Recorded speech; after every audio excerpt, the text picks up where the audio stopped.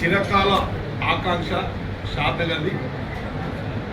మనందరూ తెలుసు, తెలంగాణ రాష్ట్రంలో ఎత్తైన ప్రాంతం షాద్నగర్ ప్రాంతం కాబట్టి మనకు ఈ ప్రాంతానికి సాగునీరు తాగునీరు లేక ఎన్నో పోరాటాలు జరుగుతూ ఉన్నాయి. గత ప్రభుత్వం కూడా నీళ్లు నిధులు నియామకాలు అనే యొక్క సందర్భంతోనే తెలంగాణ తెచ్చుకున్నాం. కానీ తెలంగాణ వచ్చిన తర్వాత పాలమూరు రంగారెడ్డి పూర్తి చేస్తామని చెప్పి పదే పదే అన్ని పార్టీలు కూడా చెప్పినాయి, అందరికి తెలుసు. మరి ఈరోజు రాష్ట్ర ముఖ్యమంత్రి ఆ రోజు వర్కింగ్ ప్రెసిడెంట్గా, ఉత్తమ్ కుమార్ రెడ్డి గారు పిసిసి అధ్యక్షులుగా, కోమటిరెడ్డి వెంకటరెడ్డి గారు, బట్టి విక్రమార్క గారు, వంశీచంద్రరెడ్డి గారు అందరూ కూడా ఈ యొక్క లక్ష్మీదేపల్లి రిజర్వాయర్ నిర్మాణం చేస్తేనే ఈ ప్రాంతం సాగునీరు తాగునీరు వస్తుందని చెప్పి ఆ రోజు కృషి చేయడం జరిగింది. ఇలా తెలంగాణ రాష్ట్ర ప్రభుత్వం వచ్చిన తర్వాత, కాంగ్రెస్ పార్టీ అధికారంలోకి వచ్చిన తర్వాత ఈ జిల్లా ముఖ్యమంత్రిగా అయిన తర్వాత ఈ జిల్లా మంత్రులు జూపల్లి కృష్ణారావు గారిని, వాకాటి శ్రీహరన్న కానీ మిగతా ఎమ్మెల్యేలందరూ కూడా లక్ష్మీదేపల్లికి అన్యాయం జరుగుతూ ఉంది, లక్ష్మీదేపల్లికే ప్రియారిటీ ఇవ్వాలని చెప్పి పదే పదే ఒత్తిడి తెచ్చి రాష్ట్ర ముఖ్యమంత్రి మీద, ఈ రాష్ట్ర ప్రభుత్వం మీద ఒత్తిడి తీసుకొచ్చి సానుకూలంగా ఈ యొక్క రిజర్వాయర్ సాధించుకోవాలని చెప్పి ఇలా మంత్రుల యొక్క కృషి, ఎమ్మెల్యేల యొక్క అండ, మీ అందరి ఆశీర్వాదం, ఈ ప్రాంత ప్రజల యొక్క ఆశీర్వాదంతో ఇలా ఒక విధి విధానం, అంటే ఒక ప్రాసెస్, ఒక రిజర్వాయర్ కట్టాలంటే ముందుగా భూసేకరణ చేయాలి.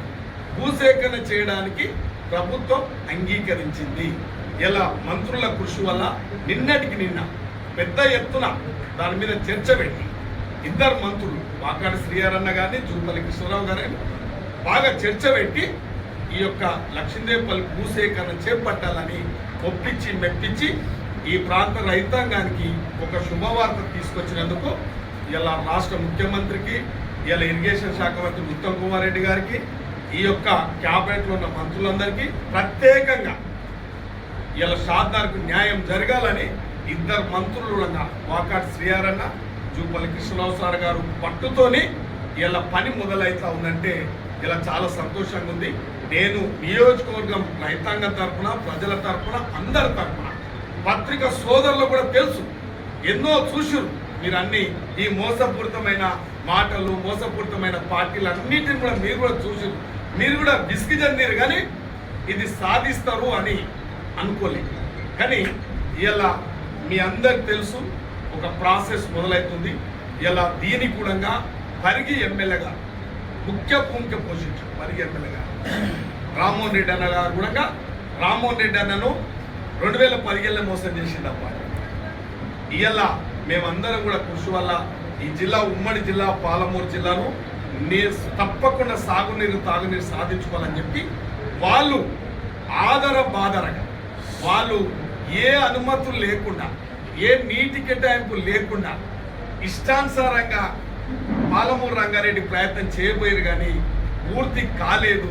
ఒక 30% మాత్రమే అక్కడక్కడ రిజర్వాయర్లు కట్టిరు తప్ప ఎక్కడ కూడా డిస్ట్రిబ్యూషన్ కెనాల్ కానీ, మెయిన్ కెనాల్స్ కానీ ఎక్కడ కానీ ల్యాండ్ ఎక్విజిషన్ చేయలేదు. కానీ ఇవాళ వాళ్ళ లక్ష్మీదేపల్లి కనీసం సర్వే చేయలేదు, 90% పూర్తని చెప్తాను. నేను అంటా ఉన్నా, రాజకీయాలలో విలువలతో బతకాలి. రాజకీయాలలో ప్రజలు ఒక నమ్మకంతో మనల్ని, మన పార్టీలను ఆదరిస్తూ ఉంటాయి. వ్యక్తిని ఆదరిస్తారు, పార్టీలను ఆదరిస్తారు. కానీ మోసపూరితమైన మాటలు ఏదో చెప్పి పబ్బం గడుపుకొని రాజకీయ లబ్ధి పొందే మాటలు మాత్రం మాట్లాడవద్దు. ఇది మేము ఎక్కువ వాళ్ళ గురించి మాట్లాడితే మా యొక్క సమయం వేస్ట్, అది ప్రజలు కూడా క్షమించారు. కాబట్టి వాళ్ళ విజ్ఞతకు వదిలేస్తున్నాం.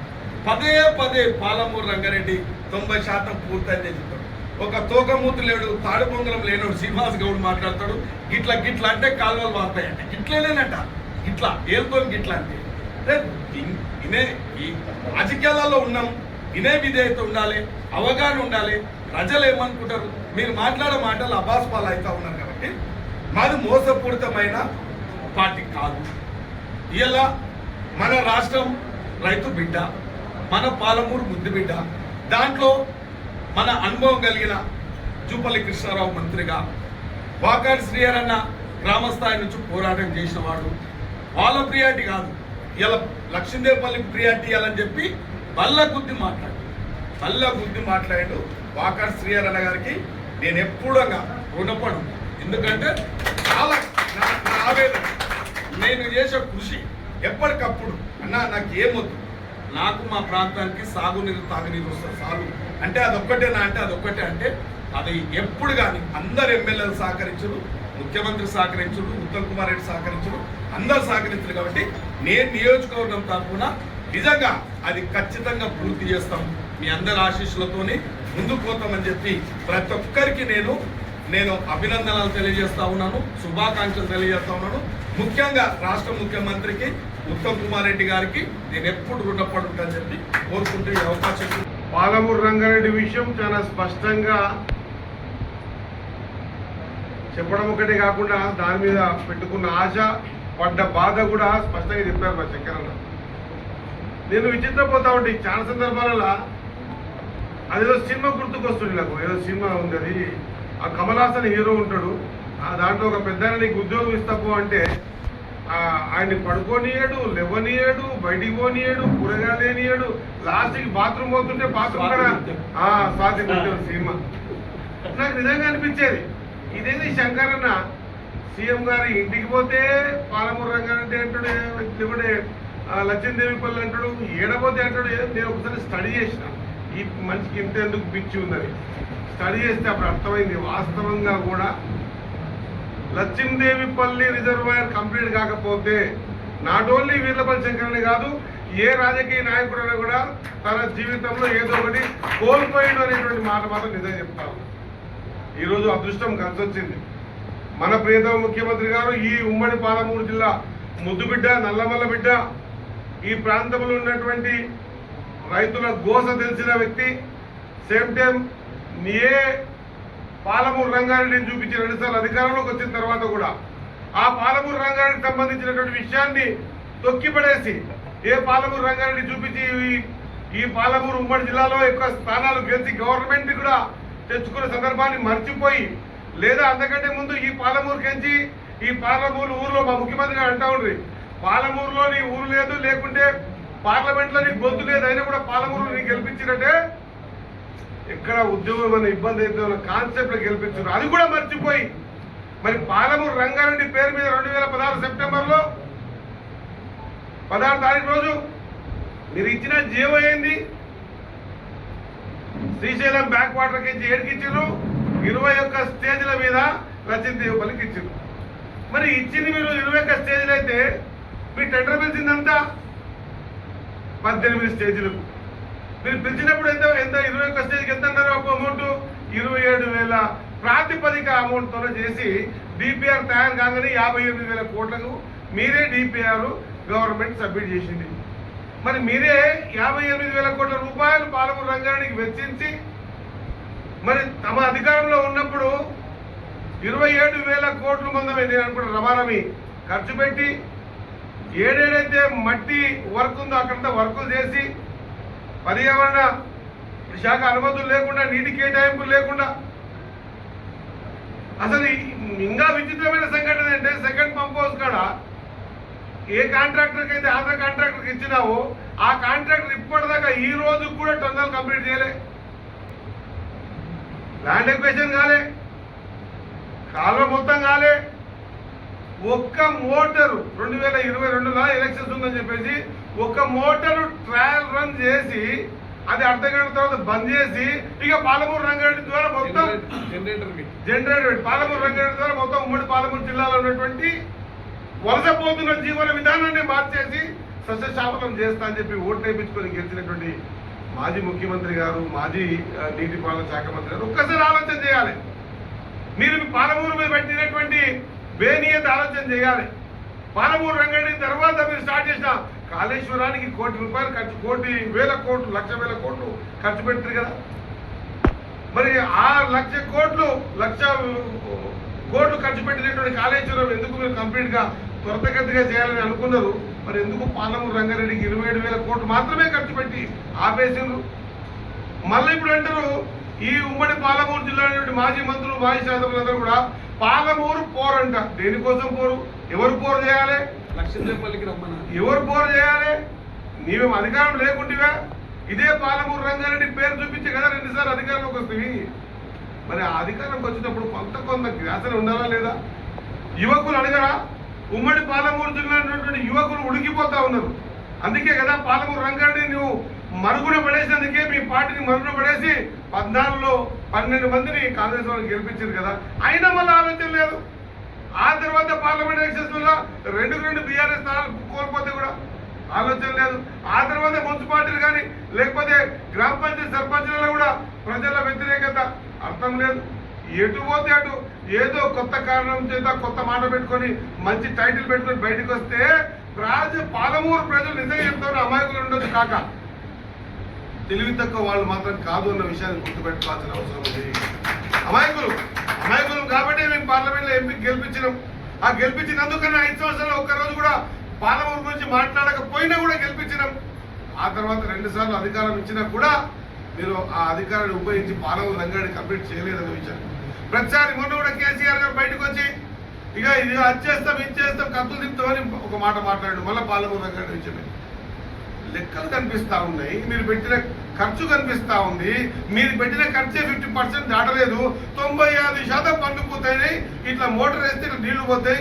కాంగ్రెస్ వాళ్ళు చేస్తలేరు. ఏం చేయాలి? ఎక్కడ చేయాలి? మీరు ఇన్ని ఏళ్ళు అధికారుల నుంచి ఇయ్యని డబ్బులు ఇప్పటిదాకా మేము ఈ 200 సంవత్సరాలు దాదాపు 9,000 కోట్లు పాలమూరు రంగారెడ్డి మీద ఖర్చు పెట్టాం. మళ్ళీ ఈ 1000 కోట్లు ఇస్తే ఆ 1000 కోట్లలో మళ్ళీ గట్టిగా మాట్లాడి మా ప్రాంతంలో ఖచ్చితంగా మన ప్రాంత ముఖ్యమంత్రి గారు ఉన్నారు కాబట్టి పెద్ద కుప్ప మాకు పెట్టాలని మళ్ళీ కొట్లాడితే నిన్న 583 కోట్ల రూపాయలు పాలమూరు రంగారెడ్డికి ప్రాజెక్టు ల్యాండ్ ఎక్విజిషన్కి ఇవ్వడం జరిగిందన్నమాట. నా పత్రికా సోదరుల ద్వారా యావత్ యువకులకు తెలియజేస్తా ఉన్నా. నేను ఈ మీడియా ఛానల్ ద్వారా నా మీడియా మిత్రుల ద్వారా ఈ పాలమూరులో ఉన్నటువంటి యువ రక్తాన్ని తెలియజేస్తా ఉన్నా. మోసాన్ని గ్రహించండి. తుదకు మేమైనా చేయకపోతే మమ్మల్ని కూడా నిలబెట్టి నిలదీసి అడిగే అధికారం ధైర్యం మీకు ఉండాలా? తప్పును తప్పు అనే ధైర్యం ఉండాలి. చేసినని చేసినావు అనేటువంటి మాట చెప్పే ధైర్యం ఉండాలి. అప్పుడు అట్లా ధైర్యం ఉంటే తప్ప మనం నికాసుగా పనులు చేయించుకోలేమన్న మాట తెలియజేస్తా ఉన్నా. నిజంగా కూడా ముఖ్యమంత్రి గారి పెద్ద మనసుతో పాలమూరు రంగారెడ్డి మీద ఖచ్చితంగా ఒక పెద్ద కుప్ప పెట్టాలనే ఆలోచన రావటం లేదా ఉత్తమ్ కుమార్ రెడ్డి గారు దీనికి సానుకూలంగా స్పందించడం, కేబినెట్ సానుకూలంగా స్పందించి పాలమూరు రంగారెడ్డికి ఖచ్చితంగా అన్యాయం జరిగింది దీన్ని చేసుకోవాలనేటువంటి మాట ముందుకు రావడం, అంతకంటే ముందు తెర వెనుక ఉండి మా అందరిని నిద్రపోనీయకుండా ఎప్పుడు చూస్తే ఆర్నిషలు ఎప్పుడు మాట్లాడే శంకరన్న బాగుండవని అని ఫోన్ చేస్తే అన్న నా పాలమూరు రంగారెడ్డి నా లక్ష్మీదేవపల్లి ఏమైందని ఆహార్నిషలు లక్ష్మీదేవపల్లి గురించి ఆలోచన చేసిన నా సోదరుడు వీరపల్లి శంకర్ గారికి నేను హృదయపూర్వకంగా ధన్యవాదాలు. పని అంటే ఇట్లా ఉండాలి, కమిట్మెంట్. నాకు తెలుసు, నేను కూడా శాంతనగర్కి అయితే జీవితం మొత్తం మళ్ళీ మీద పోయేది. పాత రోడ్డు ఉన్నప్పుడు ఈ పాత రోడ్లో పోయేది. ఒకసారి ఆలోచన చేయాలి శాంతనగర్ ప్రజలందరూ కూడా. గతంలో పాత రోడ్డు సింగల్ రోడ్డు ఉన్నప్పుడు ఎట్లా ఉంటే ఈ రోజు ఆ రోడ్డు కొత్తూరు కాడ నుంచి మీ శాంతనగర్ రోడ్డుకి ఎంత కలకలగా 4 లైన్ రోడ్డు మధ్య డివైడర్తో ఎంత అందంగా కనిపిస్తూ ఉంది. ఎవరు వెనుకబడ్డారు? దాన్ని కూడా గెలిచినప్పటికీ కూడా నాకు రోడ్డు కావాలి. ఏం చేసుకుంటావే? మస్తు హైవే నీ పక్కన లోదన లోపల రోడ్డు ఉన్నది. యా రోడ్ అంటే ఇట్లా పాతది కొత్తూరుకి నుంచి శాంతనగర్ రోడ్డు ఉందా అని జిద్దు బట్టి దాదాపు 70 కోట్లు అనుకుంటా, 70-80 కోట్ల రూపాయలు కాంట్రాక్టర్ రాకుండా ఎంటబడి ఈ ప్రాంతంలో రోడ్డు ఫెసిలిటీ ఉండాలి. ఈ ప్రాంతంలో ఖచ్చితంగా మన లక్ష్మీదేవపల్లి నీళ్లు రావాలి. ఎత్తైన ప్రాంతం, ఎంత రోజుగా బోర్లు వేసినా కూడా బోర్లు పడలేని దౌర్భాగ్య పరిస్థితి. శీతాకాలం అందరూ వచ్చి మంచి వాతావరణం ఉంటుంది, అందరూ కూడా వచ్చి ఈ శాతంగానే సెటిల్ అయ్యారు. కానీ నీళ్లకు బాధ ఉంది, వ్యవసాయ యోగ్యమైన నీళ్లకు బాధ ఉంది. కాబట్టి ఇవన్నీ పోగొట్టాలంటే ఒక లక్ష్మీదేవిపల్లి మాత్రమే అనివార్యం. కాబట్టి దానికోసం శ్రమించి మా ఎంబడిబడి తాను నిద్రపోకుండా మమ్మల్ని నిద్రపోనీయకుండా లక్ష్మీదేవపల్లి గురించి ప్రయత్నం చేసినటువంటి మా శంకరన్నకు నిన్న నేను క్యాబినెట్ మీటింగ్ బయటికి రాగానే అన్న కంగ్రాట్స్ చెప్పిన. అన్న నీ లక్ష్మీదేవపల్లి కోసం ఇక ఈరోజు డబ్బులు పెట్టించడం మొత్తం ప్రాజెక్ట్ చేసుకొని ఇదే విషయమై ఈ నాగర్లు పార్లమెంట్ రేపు నాగర్ కర్నూలు కలెక్టర్ ఆఫీస్లో ఎల్లుండి మన పాలమూరు కలెక్టర్ ఆఫీస్లో ఈ లచ్చిందేవిపల్లి కాడ నుంచి ఈ పార్లమెంట్లో ఉన్నటువంటి ప్రాజెక్టులు, దాంతోపాటు ప్రతి నియోజకవర్గంలో ఉన్నటువంటి వ్యవసాయ యోగ్యమైన ఇరిగేషన్ సంబంధించిన పెండింగ్స్ వర్క్స్ మీద స్పెషల్గా రివ్యూ పెట్టినాం. ఆ రివ్యూలో పూర్తి స్థాయిలో ఈ లచ్చిందేవిపల్లికి పెద్ద ఎత్తున ఉదండాపూర్కి లచ్చిందేవిపల్లి ఈ 3 ఏవైతే ప్యాకేజీలు బంద్ చేసారు దాన్ని కూడా ఓపెన్ చేపించి డబ్బులు తీసుకోవడానికి అవకాశం కల్పించుకునే ప్రయత్నం చేస్తూ ఉన్నాం. ముఖ్యమంత్రి గారు కూడా సానుకూలంగా స్పందించారు. నేను కూడా పాలమూరు బిడ్డనే, ఇదే పార్లమెంట్ బిడ్డనే కాబట్టి శాంతంగా ప్రజలు ఒక్కటే కాదు, ఒకవేళ లచ్చిందేవిపల్లికి మనం పుష్కలంగా నీళ్ళు తెచ్చుకుంటే అక్కడ నుంచి రంగారెడ్డి జిల్లా మొత్తం కూడా నీళ్లు పోయే పరిస్థితి ఉంది. కాబట్టి ఇది ఒక్కటి షాద్నగర్ కోట ఒక్కరితమే కాదు, షాద్నగర్ అనేది మాకు ఒక వరప్రదాయిని. ఒకవేళ ఈడికి నీళ్లు తీయగలిగినామంటే ఈ నుంచి ఈ ప్రాంతం అక్కడ తాండూరు కావచ్చు, రంగారెడ్డి కావచ్చు, పనికి కావచ్చు, మా లాస్ట్కి మహేశ్వరం కావచ్చు, ఇవన్నీ కూడా నీళ్ళు ఇచ్చే పరిస్థితి ఉంటుంది. కాబట్టి ముఖ్యమంత్రి గారికి పూర్తి అవగాహన ఉంది దీని మీద. ఆ అవగాహనతో ఈసారి బడ్జెట్లో సేమ్ టైం ల్యాండ్ ఎక్విజిషన్ చేయండి. ఎంత స్పష్టంగా చెప్తా ఉన్నారు ముఖ్యమంత్రి గారు అంటే, నీవు ఈ రోజు కాకుండా రేపు కట్టు, రేపు కాకుండా ఎల్లుండి కట్టు, రోజు రోజుకి భూముల విలువలు పెరుగుతున్నాయి. కాబట్టి ముందు ప్రాజెక్టుకి సంబంధించి భూముల్ని మనం కొనిపెట్టుకుంటే ఖచ్చితంగా సగం పని చేసిన వాళ్ళం అవుతాం అనేటువంటి మంచి ఆలోచనతో ల్యాండ్ ఎక్విజిషన్కి 583 crores ఇవ్వడం అనేది ఒక గొప్ప వరంగా భావిస్తూ ఖచ్చితంగా రాబోయే రోజుల్లో నేను అనుకుంటున్నా ఈ టర్మ్లోనే దీనికి ఒక రూపం వస్తుంది. నాకు పూర్తి విశ్వాసం ఉంది. మీ శంకరన్న వదలడు, సీఎం గారు ఈరోజు మానడు. కాబట్టి ఆ ఇద్దరి మధ్యలో మేము వారధిగా ఉండి లచ్చిందేవిపల్లిని పూర్తి స్థాయిలో ముందుకు తీసుకుపోయే ప్రయత్నం చేస్తామని, ఈ విధంగా చేస్తే తప్ప, ఈ విధంగా పనుల విషయంలో వెంటబడి చేపించుకుంటే తప్ప ఈరోజు పనులు జరుగుతూ ఉన్న త్వరితగతిగా పూర్తయ్యే పరిస్థితి లేదు. కాబట్టి ఖచ్చితంగా మీ షాద్నగర్ ప్రజలు అదృష్టవంతులు. ఒక బీసీ బిడ్డను మీరు ఎప్పుడు పిలిస్తే అప్పుడు పిలుచుకునే బిడ్డను మీరు పిలిపిస్తున్నారు. ఖచ్చితంగా ఆయన హయాంలో ఈ లచ్చిందేవిపల్లి ఆయన చిరకాల కోరిక, నాకేమొద్దునా లచ్చిందేవిపల్లి అంటాడు. ఎక్కడికైతే నాకు ఒక వరపుత్రిక లాగా అంటాడు. నా బిడ్డను అనుకోనా ఆ లచ్చిందేవిపల్లి అంటాడు. కాబట్టి ఖచ్చితంగా నీకు లచ్చిందేవిపల్లికి సంబంధించిన విషయంలో ఇదివరకు ఎన్నో ప్లాట్ఫామ్స్ మీద కొట్లాడినా, నిన్న క్యాబినెట్లో గట్టి గడిగి డబ్బు తీసుకున్నా. రేపు ఇంకా ఏమన్నా ఒక్క అడుగు లేటు పడుతుంటే ఆ అడుగు కోసం కూడా నీ ఎప్పుడు కొట్లాడతాని మాట ఇస్తూ ఖచ్చితంగా మీరందరూ కూడా ఇప్పుడు ఏ కార్యక్రమాలు తీసుకుంటున్నామో అవి ఇండ్లు కావచ్చు, సన్నబియ్యం కావచ్చు, కొత్త కూపన్ కార్డు కావచ్చు, మహిళలకు ఉచిత బస్సు కావచ్చు, ఈ విధంగా చెప్పుకుంటూ పోతే ఎన్నో ఉన్నాయి. ఇవన్నీ కూడా పార్టీలకు అతీతంగా ఆనాడు రాజశేఖర రెడ్డి అయినా ఇల్లు ఇచ్చేటప్పుడు సిపిఎంఆ, సిపిఐ, బీఆర్ఎస్ఆ, బీజేపీ చూడలే. ఈ రోజు కూడా రేవంత్ అన్న ఇల్లు ఇచ్చేటప్పుడు లేదా పొంగులేటి శ్రీనివాస గారు ఇల్లు ఇచ్చేటప్పుడు వీళ్ళు బీజేపీ, కాంగ్రెస్, టీఆర్ఎస్, బీఆర్ఎస్ ఇంకా ప్రజా సంఘాలు చూడలే. ఎవడు పేదోడా అని చూస్తున్నాం, ఎవడు బర్గం కప్పుకున్నాడో చూస్తున్నాం. ఈసారి మళ్ళా కొత్త విధానాన్ని తీసుకొచ్చినాం. ప్రతి నియోజకవర్గానికి 3600 ఇండ్లు కంప్లీట్ చేసుకుంటే ఇంకా 2000 ఇండ్లు ప్రతి నియోజకవర్గానికి రెండో విడతలు కూడా నిన్న క్యాబినెట్లో తీర్మానం చేయించడం శాంక్షన్ అయినాయి. కాబట్టి ప్రతి బీదవారిని వెతికి ఇల్లు కట్టించినప్పుడు మన జీవితం సఫలీకృతం అవుతున్న విషయాన్ని మర్చిపోద్దని తెలియజేసుకుంటూ ఖచ్చితంగా ఒక పెద్ద మనసుతో మా అన్నను గెలిపించారు. ఒక్కసారి మీ అన్నను గెలిపించుకుంటే ఈరోజు లచ్చిందేవిపల్లి మీకు త్వరితగతిగా పూర్తి చేసే అవకాశం దొరికింది. ఇటువంటి నాయకులు ఉండడం బట్టే ఖచ్చితంగా ఒక బీసీ నాయకత్వం కూడా ఈరోజు రాష్ట్రంలో ఎక్కడికక్కడ అధికార పార్టీలో ఉండుకుంటూ కూడా ఈరోజు మా రేవంత్ రెడ్డి గారి ఆలోచన విధానం, మా రాహుల్ గాంధీ గారి ఆలోచన విధానం, ఈ దేశంలో ఎవరెంత ఉన్నారో వాళ్ళకు కులగణన చేసి వారికి అన్ని రంగాల్లో విద్య, ఉద్యోగాలు, రాజకీయాల్లో కూడా ఒక స్థానాన్ని కల్పించాలనే ఒక సంకల్పంతో ఒక రెడ్డి బిడ్డ అయినా బీసీ బిడ్డ కాకుండా కూడా కులగణన చేసి ఈరోజు ఎవరెవరో ఎంతెంత ఉన్నామనేటువంటి ఒక ఎంపారికల్ డాటా ద్వారా మాకు బీసీ కమిషన్ ద్వారా మాకు నంబరింగ్ ఇచ్చి ఆ నంబరింగ్ ద్వారా అన్ని అవకాశాలు కల్పిస్తున్న ప్రియతమ రాహుల్ గాంధీ గారికి, ముఖ్యమంత్రి గారికి ఆ అంశంలో మేము ఒక బీసీ ఎమ్మెల్యేలుగా ఉండడం మా అదృష్టంగా భావిస్తా ఉన్నా. చాలా సంతోషం అనిపించింది. అసెంబ్లీలో కులగణన జరుగుతూ ఉంటే ఒక బీసీ బిడ్డల్లాగా మేము లేచి మాట్లాడుతూ ఉంటే ఒక కులగణన ద్వారా వెనుకబడ్డ జాతులకు కొంత గొప్ప న్యాయం జరుగుతుంది. ఆ న్యాయం ఖచ్చితంగా ఈసారి జరగాలని ఏ సంకల్పంతో ఉంటేమో ఆ సంకల్పంలో కార్యాచరణలో మేము లైవ్గా ఉండడము పాలమూరులో మేమిద్దరం బీసీ ఎమ్మెల్యేలుగా ఉన్నప్పుడు మరి అటువంటి పరిస్థితుల్లో ఎంత అదృష్టంగా భావిస్తా ఉన్నాం. రాబోయే రోజుల్లో ఇంకా త్వరితగతిన మార్పులు చేస్తూ ఉంటాయి. నేను ఈ యువకులకు తెలియజేస్తా ఉన్నా, ఈ పింక్ మీడియా ద్వారా ఏదైతే దుష్ప్రచారం చేస్తా ఉన్నారు. ఆ ప్రచారాన్ని నమ్మొద్దు, వాస్తవాలకు దగ్గరగా ఉండండి, వాస్తవాలను తెలుసుకుని.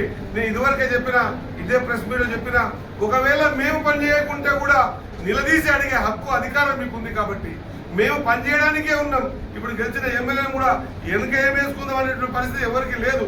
మా హయాంలో మేమేమైనా 4 మంచి పనులు చేసి ఆ మంచితనంతో 10 మంది నోట్లో మంచి అనిపించుకుందామనే ప్రయత్నంలో ఉన్నాం. కాబట్టి ఎప్పటివరకైతే యువత మేల్కోదో, ఎప్పటివరకు ఈ ప్రాంతంలో ఉన్నటువంటి ఎస్సీ ఎస్టీ బీసీ మైనార్టీ వర్గాలు, సవర్ణ వర్గాలని మేల్కోవో, అగ్రవర్ణాలు ఉన్న పేదలందరూ మేల్కోరో ఆ ప్రాంతం త్వరితగతిగా బాగుపడే అవకాశాలు తక్కువ ఉంటాయి. కాబట్టి మనం తెలుసుకోవాలా, అంబేద్కర్ గారు ఇచ్చినటువంటి రాజ్యాంగం ప్రకారంగా మనకు రావాల్సిన ప్రతి అంశాన్ని కూడా తెలుసుకొని నడుచుకోవడం వల్ల త్వరితగతిగా ముందుకు పోయే అవకాశాలు ఉంటాయన్న విషయాన్ని మీడియా ద్వారా యావత్ యువకులకు నా పిలుపుగా, నా కోరికగా, నా రిక్వెస్ట్గా తెలియజేసుకుంటూ ఖచ్చితంగా ఒక బాధ్యతాయుతంగా పాలమూరు రంగారెడ్డి విషయంలో పూర్తి స్థాయిలో పరిపూర్ణంగా ఆఖరి దశకు చేరేంత వరకు ఈ పోరాటం ఎక్కడ ఆగదు. మేము పార్టీలో ఉన్నా కూడా మాకు ఆ ఫ్రీనెస్ ఇచ్చారు కాబట్టి ఈరోజు ఈ నిర్భయంగా మాట్లాడగలుగుతా ఉన్నాం. ఇది ఓన్లీ కాంగ్రెస్ పార్టీ ద్వారానే సాధ్యం. కాబట్టి కాంగ్రెస్ పార్టీ అంటే లిబరల్గా ఉంటుంది. కాంగ్రెస్ పార్టీ అందరినీ కలుపుకోబోతున్న విషయాన్ని మరొకసారి నాంది పలుకుతూ పెద్దగా విలేకరులకు మరొకసారి ధన్యవాదాలు తెలియజేస్తూ, శారదనగర్ ప్రజలకు కూడా హృదయపూర్వక ధన్యవాదాలు. మీరందరూ కూడా ఒక మంచి మనిషిని ముందు తీసుకొచ్చారు. ఆ మనిషి ద్వారా ఈరోజు లక్ష్మీదేవిపల్లిని త్వరితగతిగా ఒక రూపాన్ని తీసుకొస్తా ఉన్నారు అన్నమాట. మరొకసారి మీ అందరి తరఫున, ఇంక్లూడింగ్ మా మీడియా మిత్రుల తరఫున, యావత్ పాలమూరు జిల్లాలో ఉన్నటువంటి రైతుల తరఫున ముఖ్యమంత్రి గారికి, ఉత్తమ్ కుమార్ రెడ్డి గారికి, బట్టి గారికి, ఎందుకంటే ఈ డిజైన్ చేసేది ఈయన, దుడ్లు ఇచ్చేది ఆయన, పర్మిషన్ ఇచ్చేది ఈయన. కాబట్టి ఈ ముగ్గురు కూడా మా ఉమ్మడి పాలమూరు జిల్లా అందరి తరఫున మా ఉదయపూర్వక ధన్యవాదాలు తెలుసుకొని ఇస్తాము.